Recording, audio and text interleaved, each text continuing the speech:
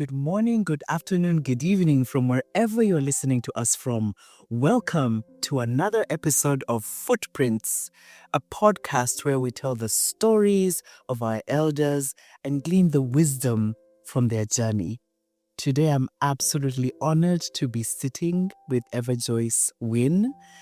And I can't even remember when we met. Do you remember when we met? Yeah, that's ancient history. Anyhow, you're welcome to the Footprints podcast. And Everjoice, I'd like you to take us to way back when. What are your earliest memories of yourself? That's a tough one. I was born in a rural hospital in what was then Southern Rhodesia. And then soon it became Rhodesia, 1965. It's a place called Shurugwi. That's the district. My parents, my father was an agriculturalist, an extension worker. My mom used to be a teacher, but by the time I was born, she had stopped. But like all, people of that time, the men tended to be migrant workers. Yeah. So they would move from place to place. Like my father, in his case, he would be moved from district to district. So most of my upbringing, up until I was maybe 20, 21, I lived with my grandparents. And so those are the people for the longest time I regarded as my parents. My real biological parents would be these two people that came every Christmas or Easter, bringing me nice things, and I would be happy, of course. But equally, I would have lots of aunts and uncles who were also migrant workers. So, we were never short of visitors. So yeah, my earliest memories are growing up in that village. My grandfather was a herbalist, so I remember drinking a lot of vile medicines. But very, very effective. Right, to give you an example, when COVID came and everybody went crazy over this wild mint, it's called Zumbani in Shon. And my brothers and I sat there, we're like, why are people only discovering Zumbani today? We grew up with this thing, right? And in most of my childhood, I don't remember myself going to a clinic or even to a hospital. Because my grandfather would say, what's wrong with you? Had a headache, gives you a little root, chew on it. You have a flu, boil the guava leaves, you drink them. So I remember a lot of that. I remember my grandmother was from this ethnic group. They're normally referred to in history as the Black Jews. They're called the Lemba or the Remba. And apparently their origin is around Mount Sinai in Yemen. Black people? They're called Black Jews because all of their customs, their traditions, are literally the same as Judaism. Oh. Right. They believe in all those phases of the moon. They shouldn't do certain things at certain times. They don't mix meat with different types of meat with milk. They can only eat meat that's been slaughtered by one of them. So the one thing I remember is that up until she died, I think I only ever saw my grandmother eating meat. Maybe 10, 12 times. That's because we always had to wait. She had to wait for one of her brothers to come through. Yes. One of her brother's children. But over the years, numbers were dwindling. Yes. Because people would then have no choices. Or they would end up eating, as they would call it, and become as clean. So my grandmother remained pure Lemba until the end. So I remember all of that and how she used to make us really, really separate her things and utensils and wash them and, help her to observe I suppose in Judaism they call it kosher. So yes, That's that example. I remember that. I also remember when I started primary school. So I started going to school there. So grade 1 to 4 was in that rural area. I went to the local primary school, St. Francis Mission, an Anglican school. And I remember it used to rain a lot. Mm-hmm. It would rain for days on end, for weeks on end. We had good crops. We had lots of cattle. One of the problems, though, was that when it rained, the river would flood. So between where we lived and the school that we went to was a big river, which we had to cross. So Really? yes. So what would then happen is when rain like that and the river flooded and burst its banks, we wouldn't go to school. Of course, as kids, we were totally delighted, Yes. right? I can imagine. I was going to say, you didn't even attempt swimming? Oh no. If I take you to my village today, you'll cry. Yeah. That river is gone. No way. It's not even a trickle. It's just sand. Yeah. But that was our river.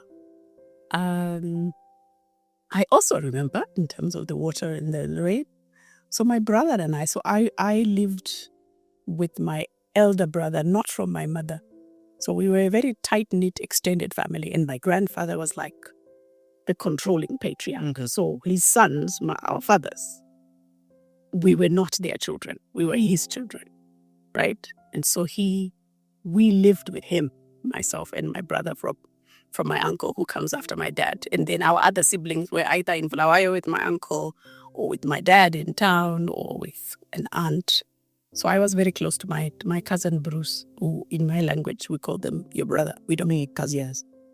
So we used to believe for the longest time that fish fell from the sky. How is that? Because when the river flooded and burst its banks, and we were on sort of the flatter area where the river was very high. So when it burst its banks, fish would come, right? And they would be washed ashore. Yes. So literally, we would walk out of my grandmother's yard and say, we're going to get the fish.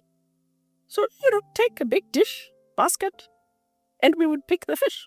So we grew up thinking that fish fell from the sky. That is very interesting. Wow. So when did you learn that you were wrong about that? Much later. Much later. And I still don't want to believe that. Yeah, I know, right? I'm going to, now that you say it, next time something, I'm going to look up. Who knows? There might be fish that fall from the skies. So what did you want to be growing up? What were your aspirations or dreams for yourself? Now remember, this is colonial Rhodesia, huh? Mm. So our horizons, our consciousness was very limited. So you either wanted to be a teacher, which is what you saw, where there were women. Yes. Or you wanted to be a nurse. Yeah. That was, so in grade 1, I wanted to be a teacher. In grade 2, I now wanted to be a nurse. By grade 7, I wanted to be an air hostess. Because now there's also awareness about an aeroplane, even though I never went on one until I was maybe 25. But I wanted to be an air hostess. Yeah. I think those 3. Yeah. Wow. And you pursued none of the 3? No. Otherwise, Wow. Well, I did teach for a little while. When I completed my first degree in 1987, I enrolled for a teaching diploma at UZ because you had to do the course. So, but you would come during the holidays. So I had started teaching in a boys' high school in Bulawayo. Hated it. What was that like? What did we get to high? I didn't last. I was teaching English and history because those were my main subjects. Yes. I didn't last. Yeah, what did you hate about the teaching experience? The kids were rude. There was a lot of long hours. Yeah. Lots of scripts to mark. But also really, I just felt, no, this is not my thing. So I did an honors now, this time in economic history. And even then, I didn't have a clear sense of what I wanted to do. Because we didn't have any career guidance. We didn't have role models, And nobody really sort of walked you through. These are options. This is what this one demands. This is what this will give you. It was just a matter of stumbling into things. Yeah. When I've told this story, to other people, I've said every part of my career until maybe the early 2000s, it was all completely by accident. Because I had no idea. Yeah. What does it mean to work in an NGO? What is a women's organization? I had no idea. But when I finished university, the one thing that I knew is I wanted to write. Because I was very good at English And I was very good at telling stories. So I loved writing, but not necessarily did I think I would write books. It would be like somewhere I can write. Yes. So at some point, considered journalism. I was told you needed to go and do a course. I'm like, I've already spent 4 years with university. I can't be going into another Yes. thing, right? But I kind of tried to pursue that a little. At university, I'd also been part of the group that wrote the students' magazine called Focus. And I'd really, really enjoyed it. I was the only woman in a group of about 5, 6 of us. So I'd really enjoyed that immensely. So I did apply for jobs with, publishing houses. I remember with Parade magazine. I applied for one called Mahogany, which was produced by a white woman. It was a women's magazine. Didn't manage to get in. Yeah. So I was just wandering along. Yes. Wow. But then I got a position with a woman who has since become a good friend, Dr. Terry Barnes. She was doing her PhD then with the University of Zimbabwe in African American. And she looked for a person who could understand both Shona and Ndebele, because she was doing an oral history project. So that's how her PhD was merited, excavating the oral history of women who had come to live in towns during the colonial period. Because historically, Black women had not been allowed to live in urban areas under the old colonial system. It was the men who were allowed to come and be laborers, cleaners even, right, to service the colonial economy. Women were supposed to stay in the rural areas and be good wives. So she was doing that research because then some women had come in. So looking at who are these women? Where did they end up? Some of them were still alive. And she needed an interpreter. So I became the interpreter. Wow. For 6 months. And what did that experience do to you or for you? It was really, really very interesting. So when we started, I was like, why does she want to listen to stories of some women, and like, who wants to know? Why is this important? And I thought, okay, she just wants to get her PhD. But it was during the process when I then heard the depth of the experiences, the trauma that many of these women had gone through, the discrimination they had faced, because many of the women who had come into the urban areas, particularly in Harare and Bulawayo, these were women who had been, the phrase I use is thrown out of the rural economy. So these were women who, for one reason or another, had not gotten married, but they were now, quote unquote, past the age of marriage. Mm-hmm.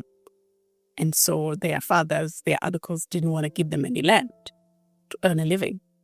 So they trekked to the urban areas to try and find ways to look after themselves and support themselves. It was widows whose property would have been taken away, sometimes their children too, would then have to find a way to earn a living. Survive, yes. It was women who were divorced, okay, because when you get divorced, you leave the man's area where you had accent your land, go back. You go back to your own people, where your brothers and your father and his brothers would refuse to give you land. But of course, there was not enough land to go around, right? Remember, this is Colonial Rhodesia. The Blacks had been taken out of the productive land. So these were women with nothing, right? And this is why, to this day, there is a belief and a mindset that says any woman who came into the urban areas and who lives in urban areas and behaves in a certain way is a prostitute. Yeah. Because unfortunately, many of these women didn't find employment readily. So they ended up. And if they did, they had no places to stay because the accommodation was single men's hostels. Single in the sense not of you being technically single, but you were a man like my father with his wife in the rurals who you couldn't bring in. So you were given a room in a hostel which you shared with 2 other men. So women had no place. So the women, in order to survive and to navigate this landscape, would sell sex. Yeah. Right? In exchange for shelter or sometimes even an income. Mm-hmm. But that image of Black women in towns has lingered on. Has persisted. So that's why many years later, Yes. there was this Operation Clean. Yes. And there have been subsequent. Not so. The first one was in 83, just after independence, when the newly crowned independence government of Robert Mugabe decided to clean up the streets of Harare and other urban areas of vagrants and loiterers. And women were picked up in their thousands, accused of prostitution. So if you were found walking home from work, if you were crossing town early in the morning to go somewhere, if you were found anywhere near a hotel, you were picked up. So, and then taken where? To what they called rehabilitation farms. Seriously? Where they would keep you there. There was no cell phones in these days, remember? You could be there for 3-4 months. And then the idea was to teach them skills. So they were given sewing machines. They were taught how to make soap. They were whatever. They were taught cooking, right? In order to make them better women who could then be married and take them out to prostitution. Never mind, but many of them were teachers. Many of them were nurses in particular, was the group that was largely impacted. Yeah. So that continues to this day. That's heart-wrenching. Yeah. Hi. So what is your, oh gosh. Yeah. So I worked to tell you on that. And certainly this was the beginning of my awareness of not only the history, but history specifically as experienced by women. Yes. Right? Which I had been completely oblivious to many of us. Because it's not a topic of conversation. Not at all. And whatever was happening, you would simply consider this as that's the way how things are. Yes. Yeah. Wow. So so does that lead you down your foray into women's rights and women's awareness, or was it something else? So as I am doing this work, after about 6 months, my then boyfriend, who was doing his master's at UZ, then says to me, listen, there's a colleague of mine who's doing a PhD. He introduced me to Terry. So when I was with Terry then, somebody then tells Terry that they're looking for someone to come and help translate articles in a women's magazine and also to give women information on their legal rights, the new legal rights after independence, because there was a lot of new laws, a lot of new policies, which were supposed to benefit women, but women didn't know about it. Yes. So I went in, got interviewed, and I got the job. My first job in the NGO sector, and it was with the Women's Action Group. That organization I was describing formed in 1983 on the back of Operation Cleanup, because they formed it to try and protest and engage the government. And then they had continued, and the organization became formally registered, opened an office, had funding. So I was the first Black woman, because the other two women who worked there, a retired white couple, and they wanted someone who could speak the local languages, but who could also write in English. So my job title was assistant editor for Speak Out magazine. They produced a magazine 4 times a year for women. But as you would know, Jackie, in terms of how our sector sort of operates, you have a job description that's written somewhere, and then there is the job itself. And then there's the real job. Yes. So I was called the assistant editor. I thought my job was writing, typing. I even went to typing school. So I can now type 60 words a minute, or whichever level I got to. And in addition, because I was the only one who spoke the language, and because we were successful at giving women this information, women started coming through to the office, right? Once they knew where we were, with individual cases now. So they've got the rough idea of the law. Yeah. That there's now a new law which provides for women to get child maintenance from the fathers of these children, right? Or from their pensions or whatever. And they would simply come to you now. They want you to point them to, so where do I go? What form do I fill in? Can you help me fill in the form? Right? And so I found myself being the counselor, help desk person. Yes. Jackie. To say I was thrown at the deep end is an understatement. Yeah. Because here I was, this 24-year-old, barely out of my diapers. Who knew nothing about that? Yes, I'd heard the stories of women through the project with Terry Barnes, but this was about the past. Yes. Now we are now in the present. These women are having problems here Right now, yes. I'm hearing stories of violence, domestic. I'm hearing cases of rape. In all sorts of places, I am hearing stories of child rape by their own fathers and uncles and whoever. I am hearing stories of neglect, so hence the child maintenance issue was quite a big need then. And I would simply sit there and start crying with these women, because then they would start crying and then I would start crying. Yes. And half the time, I just didn't know what to say. Thankfully, we had women lawyers as part of the WAG network, so I would then pick up the phone, call Amy, who was, at UZ, call Mary, who was at UZ, right? Call Elizabeth, who is in the magistrate's court, stuff like that. But sometimes they didn't want to call any. They didn't want to do anything. They just wanted to be heard. They just wanted to tell their story to someone. Yeah. And so they would come and sit. I remember this one woman coming to me with a horrendous story of how her husband had systematically raped all their 3 daughters. And over the years, these children then blamed her because she didn't stand up for them. Yeah. She was a matron at a hospital, one of the biggest hospitals. A matron is quite a senior job. Yeah. Her husband was a businessman and a politician, very successful. 3 daughters, he raped all of them. So by the time she's coming to see us, the 3 daughters have now run away because the eldest one is now working, second one is at university. So they went and picked up their younger sister from school and never went back home. So now she's come to tell me this story and she wants her children. But of course she can't go to them. Their husband is threatening her. So all she wanted to talk to me was to talk to me and cry. And she kept coming. Yeah. I think for almost 6 months. Until in the end, Elizabeth and Anne, my 2 colleagues, had said, look, we need to cut off this because we are not equipped. We are not counselors. We are not marriage counselors. We are not trauma counselors.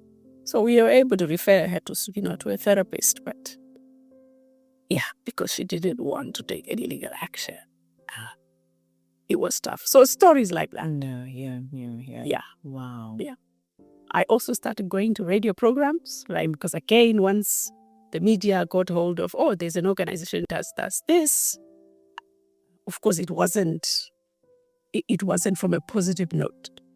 Many of them then wanted to hear from these so-called women's rights people. Is it true that these women are having 4 or 5 babies from 5 different men so that they can make money from maintenance? No, it is not true. Is it true that, women are faking this domestic violence, that actually they are the ones who starts the fights, or they are the ones who are not cooking for the mothers-in-law, or they are neglecting them, right? So you were always dealing with the distractions, on the back foot. Yes. And because most of the programs I was being invited to were in indigenous languages, again, I found myself. So I was an editor, a writer, a counselor, pseudo-counselor, therapist, yes, journalist, speaker, representative of the organization, all in a very, very short space. Yeah. And then how does your take us quickly then through your where do you go from there? So I spent 5 years in the organization, about 5. And it was really a rewarding experience, I must say. Despite all of those challenges, I think it is the place that I was nurtured. I was then able to find older women, more experienced women, women in different professions, and that could guide me and explain things to me, and I could learn from. And I got to understand, what is this women's rights thing? Why is it important? What are the different ways that women are discriminated, oppressed, violated? What are the remedies that are available, but also where are the gaps? So what do we need to ask for from government? What do we need to ask for from local government, right? What do we do to change mindsets? So it was really at WAG that I'm really grateful that I was given that foundation. Yes. As much as I was complaining about being everything on every face, I actually find over the years that is what has given me a lot of the skills and the profile that I ended up having, right? So I didn't go in there and say, this is my job description. And this is all I'm going to And this is all I'm going to do. And I'm going to stay in this zone. Yes. And I think, again, I'm really grateful for the opportunities that afforded me, the connections that it gave me. It was there that I was starting now to go outside the country. So it was with WAG that I first traveled to Nairobi for a conference organized, but that was my first trip, organized by the Society for International Development. I had no idea what international development is. And I remember that's where I met Irungu Hotel. Yes. And we got to know each other there. 1991, I remember it was. And that's where, again, in 91, I was able to go to Rutgers, to the Center for Women's Global Leadership. And that first leadership institute focused on violence against women as a violation of human rights. And that's where we conceptualized, the 24 of us who were gathered, the 16 days of activism. No way. You're at the beginning. There were 3 of us from Africa, myself, Pat Mahmood, who I recently got reconnected with. She's a judge in Nigeria. And Felicity Sakala from Zambia, who unfortunately I completely lost track of. And I can't find anybody to find her. She was working with the YWCA. And then we had different women from different countries. Colombia, Haiti, Dominican Republic, Fiji. That's where I first met a Palestinian woman. So how 16 days? Why 16 days? And what was the essence of it when you guys were dreaming it? So the idea was that we needed something that would keep us connected, first and foremost. So let's do something every year at the same time across our 24 countries. That was the initial thinking, right? So we said, okay, to be on violence against women, definitely. So we can decide this year we focus on domestic, next year we focus on rape, next year we focus on workplace, right? However, as we continued talking, we then realized that there were important dates, in the women's calendar. So, there's Women's Day, which is very well known. But we thought, look, Women's Day is always then very crowded. And in many places now, governments were beginning to run it. Yes. So we didn't quite feel that's a space where we can, carve out a profile or something like that. So, debated, ideas were tossed around. And then eventually the idea was, look, we don't just want to connect on one day. We want to connect in a very concentrated period of time, a number of days. Then it just ended up being 16. Talking about all types of violence against women. Yes, we can have a common theme, but let, people domesticate it in their own countries and do what they can. Activities, again, people choose their own activities, but we could produce guidance in terms of saying these are the possible things that you can do. Street demonstrations, producing quilts, whatever it was, right? A symposia with the judiciary. So the 16 days then came out of that conversation that said, if we want to make an impact, if we want to stay on people's conscience, right, in a meaningful way, we needed something longer than one day and certainly longer than 7 days. Yes. So then that's when some of us started learning about the 25th of November, which had already been declared and pushed for by particularly women from Latin America. Then there was World AIDS Day for us, which was an important one. Then there was Human Rights Day. Yes, December 1st, 10th. or 3rd. Or So December 10th is World AIDS Day. December 10th is Human Rights to me. Right.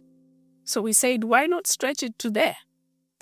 So that we end on that note of the 10th of December, which is Human Rights Day, to make the point that violence against women is a human rights issue. That was really the thrust of it. And remember, this was also the time when the whole world was working around preparations for the first UN Conference on Human Rights, which was held in 1993 in Vienna and came out with the Vienna Declaration. So this kind of laid the foundation for us to continue connecting for those 2 years, around the 16 days, and then taking some of that input to influence the Vienna Declaration. So that was also part of the idea, and putting violence against women on the human rights agenda. So what does it feel like to start something like that, and now it's global? What goes on in your mind and heart? I must be honest and say it has taken me up until today, right, to actually internalize and visualize and appreciate what it means. You know, I'm still like, wow. Still wrapping your mind around it. Yeah. Yes. Because I don't think any of us in our Ever wildest knew. imagination My goodness. imagined that this is where it would go. I don't. Never, ever, ever. No. You know, speaking for myself, I thought it's an important thing. It would be 16 days on the national conscience, maybe a little bit internationally, but I never imagined. I mean, we would get to a point where even governments, even the UN now, they claim it is their thing. You're like, you know what? It's okay. That's all we wanted you to do, right? Yeah, take this Use seriously. it wisely. Yeah. So I'm still shocked, but really pleasantly so. Wow. Yeah. I mean, hats off. Literally, I can't imagine how many years I've been involved in planning 16 days, not ever knowing. I think we used to receive some guidance, but I don't even, maybe even from, I think at some point, uniform there. No, it came from Limassol Center Police Global Leadership. Then the uniforms would then, adapt. Yeah, that's the national and all those things. Wow. Yeah. So did you guys ever write about that? So a lot has been written. And I know there was at 30 years, there was a number of seminars that were done. Unfortunately, I was too deep in INGO land at the time. But on the 30th anniversary, there was quite a lot of discussion, some papers written. There was a book, I think, called Transnational Organizing. And there's a chapter in there by Charlotte Bunch. And a few others by other people. So tell me then, because a lot of times I feel like when we meet to organize, there are also voices that say, yeah, but you're always in high-end, 5-star, just drinking, you never, like, what is the importance of coming together, to think together, to strategize together? Yeah, it's unfortunate that sometimes the image that is there. But also let me start by saying,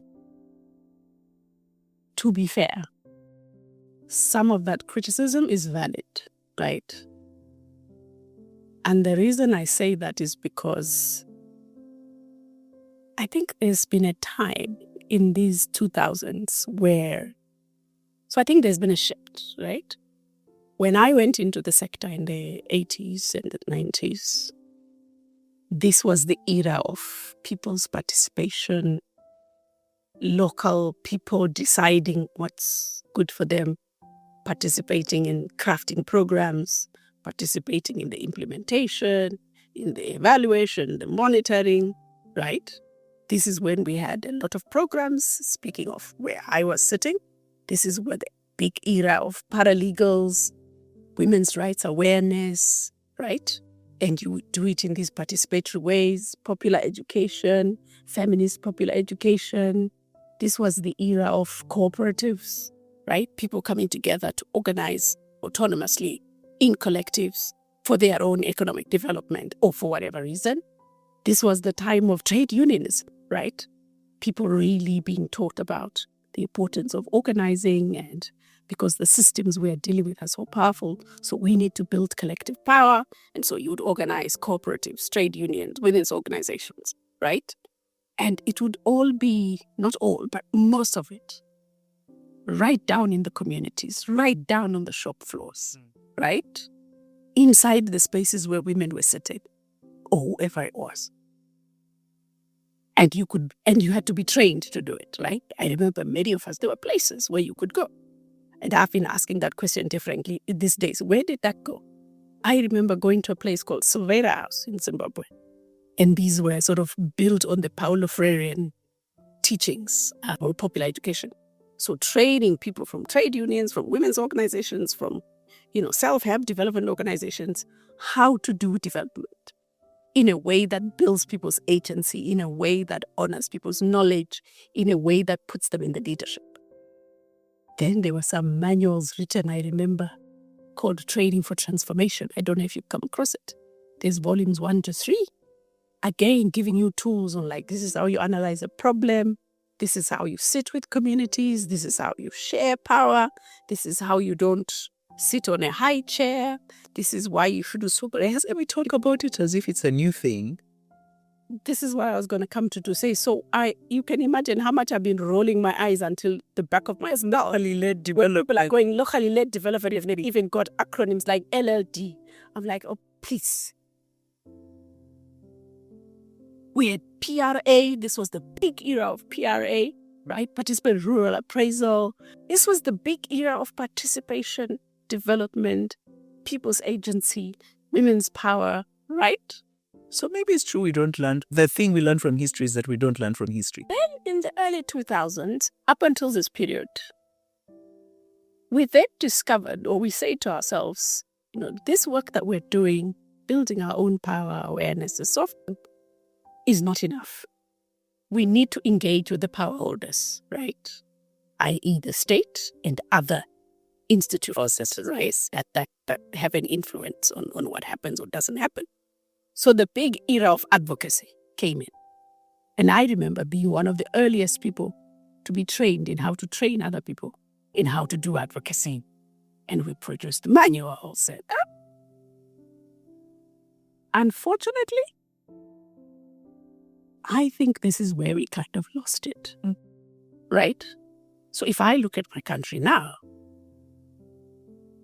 I bet you my last 20 rand, 80% of people who are activists, quote unquote, in this period, do not know how else you do development except writing policy briefs. I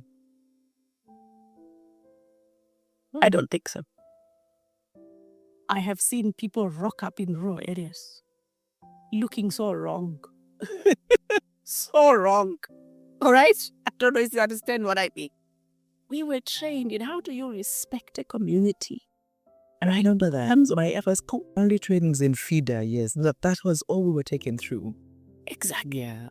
You can be as feminist as you like, but you don't rock up in people's communities in a way that dishonors them. Not at all. This was Development 001. I look at young women and young men turning up in villages and I go, oh dear. Right? Then when you listen now to the older people in the villages, they're going, oh, you mean those ones? No, we know those ones. Yes, we have become those. In my language, they're even ruder about it. Then they'll say, those girls, we know them. You mean the ones who came here naked? No, there's no. So the word they use is not to say they were badly dressed. They actually use the shorter word. They say, shama, which literally means you were naked. Yeah. Oh, those young boys, they were just interested in drinking and sleeping with the sex workers at the township. These are things where you would be taught about this and how to do it. I don't know where people go in 2024. and who's doing it? raising people's consciousness. Which is why I suppose this locally development Is now things like that the new... is our faith.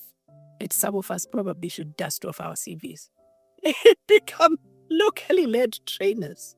Because, we feel like we've been there before, but clearly it didn't quite go far enough. Yeah.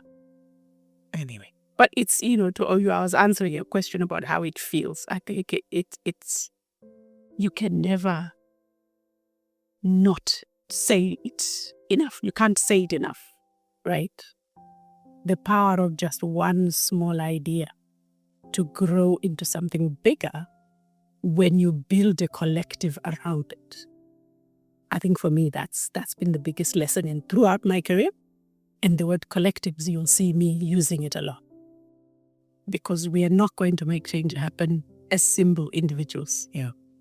So what collectives are you part of right now in this season of your life?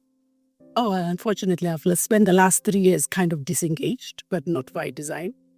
But, I continue to engage in places that I can.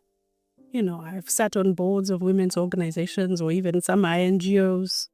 I am part of the African Feminist Forum, the organizing part as well as, participating. I continue to go to the AWID Forum. I've been part of... Are you coming to this? As part of... I don't have a funder, so I'm looking for someone to take me there. I'm dying to go, because I really haven't been for a long time, since 2016. So I really, really need to go, to reconnect. We went to Beijing, right? You can't underestimate what those things did to us, but for us. Yeah. Yeah. Wow. When you think of your arc of leadership, what is one thing you celebrate and what is your one oh shit moment that you remember? 16 days of activism will remain my proudest moment, I think. Well, I have many proud moments. I think equally the work we did in Women's Action Group, right? Where we continued to hold the line in a context that was becoming very, very hostile, right? So as much as I said women were hearing about these laws and they would come and they would immediately want to use them and take advantage, the backlash immediately started. But we continued, right? And I'm happy to say, particularly around some of the laws that came, you look at the way women understood the law on maintenance of children. That is one thing I'm thoroughly pleased about. Women would have given up and said, if they see us as prostitutes, then they say we are diddling them out of their money. Then it's so difficult. Women didn't give up. And we continue to share information, formally, informally, as just showing you the power of information on knowledge, but also having support systems, right, through women's organizations. I am also proud of the work that the team that I led in ActionAid did over a period of 11 years, right? When we came into an INGO, where many of us had never heard of what an INGO does, but we learned. Learned on the job, eh? On the job, yes. Right? A space that was beginning to be sensitive about gender issues, but wasn't quite committed and didn't quite know where to begin, to be fair. So we were brought in to so tell us what to do. And we did. So I'm really, really proud and to owe that success with the team that I worked with, both at the global level, but also inside each one of the countries of the 45. You would then have a women's rights coordinator, right? Which is where I met my current network as well. Many of them. And again, it's only after I left for 3 years and then came back in a different role. It's only after I came back when I was, wow. Right?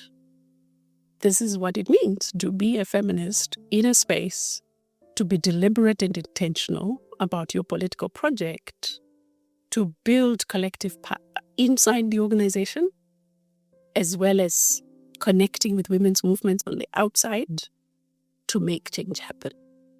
I think that's one of my other very proud moments. There were lots of failures, but I think we managed to push this INGO to be a better version of itself, amongst many others. Yeah. Yeah. So as we can begin to wind down our conversation, what do you wish to tell the young women now that are doing this work, that are probably, fresh out of college just like you were then? Yeah. There is enough room in the sky for all birds to fly without colliding.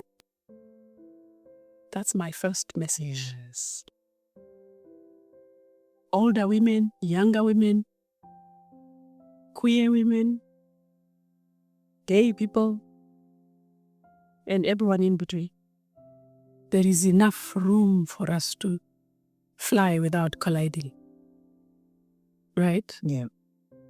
However, equally, it's even more important for us to recognize the collective power that we have if we decide to mobilize and marshal it strategically.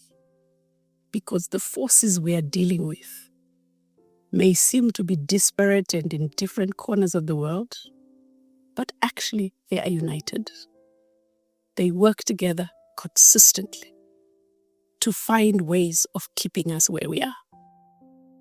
So equally, we have to work consistently, connecting across issues, across geographies, across sexual orientations, across whatever it is, right, that seemingly draws us apart.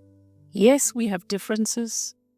I'm not saying we should unite and work together even when you're fundamental. I think when you have differences or disagreements which are based on values, principles, right, and visions of transformation.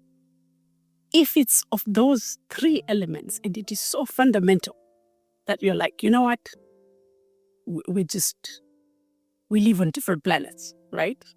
Then I'm fine with that. But if it's strategy, tactics, language used, little things that we can correct, yeah? The spaces where, yes, you navigate this one, I navigate this one, and acknowledge that not all of us can be doing the same things all the time. And not every 13th issue in the Beijing platform should be your day-to-day business. But other people can take this issue, that issue, and the 13 of us can come together, right? I'm using the Beijing platform as an example. 13 areas of concern. There are many more now. So that would be my message. My second message is, let's be kind to ourselves and to one another. Some of us will be slower on the uptake of certain concepts. Some of us come from contexts where really we're at the very beginning of our consciousness of certain subjects or particular approaches, or even of understanding what is going on here. Why is it going on? And therefore, how could we tackle it? We're all at different levels of consciousness, understanding, and then having the power to make things happen. Let's be kind to one another. I'm not saying let's be kind to misogynists. I'm not saying let's be kind to homophobes. Yeah? As I said, values, principles. Let's hold the line. But if someone's gonna get it, someone's gonna get the alphabet all wrong, And if someone is going to spell women with an E and not an X, if I am going to, at first bat, misgender somebody because I hadn't quite known, right? Exactly. Let's be kind. This cancel culture, this culture of consistently calling each other out and not being kind, right? Yeah. This insistence on maximum positions. I was saying to my colleagues in the African Feminist Forum last week, this habit we've now developed of, this is what we want and nothing else, right? So if this is 100 and we all want the 100, if you're going to give us 96, we don't want it, right? I first started my leadership journey.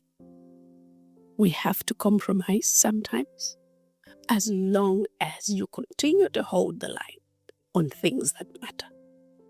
As long as you are making one step back, but being strategically conscious that you are doing it so that you live to fight again another day.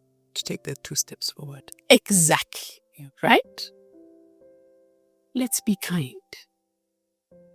Because I'm finding kindness missing in our community. And I'm finding this fear of colliding. Right? In fact, we are colliding in ways that are not useful. Yeah. My last thing I would say to a young woman today, a young person today, social media, the internet, the interweb, as someone called it, is a powerful tool. There's no other way of saying it. It has given your generation, this generation, tools that we didn't have in our time, right? We had to pay newspapers to put an advert on women's rights, on an advertorial. We had to beg newspaper editors to give us a space on page 16 of the newspaper. Not even for page 1, page 16. We had to buy airtime on radio programs, so that our messages could be heard. Now you can podcast every single day, every hour. You can tweet 99 times a day. We do our own graphics for our ads. Right? Yes.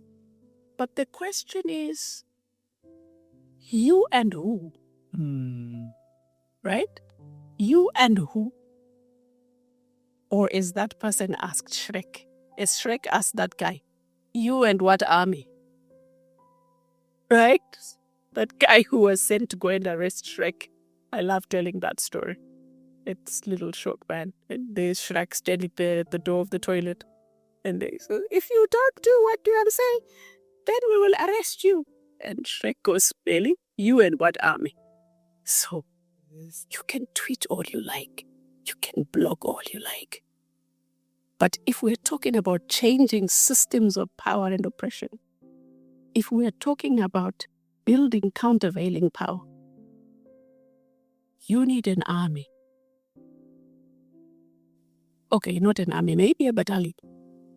Right? So where are these battalions? I'm sorry to use military language, but it is all I can think of these days. I come from a country dominated by the military. Where is your military? Where is your power? Where is that collective power? Because that's what you're going to need. Because on your own, you're going to be chopped down. You'll run yourself ragged. Yes. You're going to burn out. And you may not be able to see the change that you are making. Because you will only be seeing it through the prism of where you're sitting. Yeah. Or from your computer screen. But there is a world out there where people are doing stuff. So, that's my advice. Let's use it. It's a wonderful tool. We can run away with it. Absolutely. It's given us so much power. But that power must be collective power. It must go back to strengthen movements because it is the only way.